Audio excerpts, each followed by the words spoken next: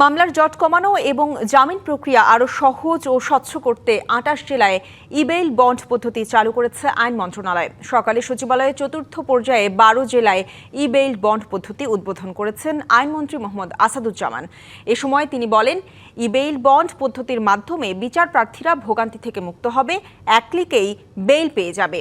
সরকার হয়রানিমুক্ত আইনের শাসন প্রতিষ্ঠা করতে চায় জানিয়ে আইনমন্ত্রী আরও বলেন, মামলার দ্রুত নিষ্পত্তিতে ভালো পারফরমেন্স করা জেলাগুলোকে উৎসাহিত করতে পুরস্কার দেওয়া হবে। অনেক সময় আসামিরা জামিনের মুক্তি পাওয়ায় অপরাধের সংখ্যা বাড়ায়, বিচার ব্যবস্থা আরও কার্যকরের উপর গুরুত্ব দিয়েছে বলে জানান আসাদুজ্জামান। বলেন, বছরের পর বছর মামলা ঘুরলে সরকারের বিপুল অর্থ খরচ হয়।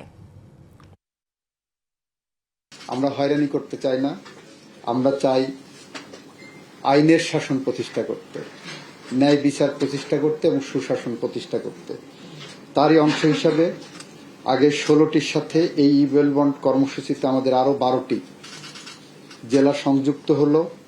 এই সংযুক্তিতে আমরা অংশগ্রহণ করতে পেরে আমরা নিজেদেরকে গর্বিত মনে করছি, ধন্য মনে করছি। বাংলা কিউআর যেখানে নগদ পেমেন্ট সেখানে। সারা দেশে 10 লাখেরও বেশি মার্চেন্টে নগদে পেমেন্ট করুন খুব সহজে।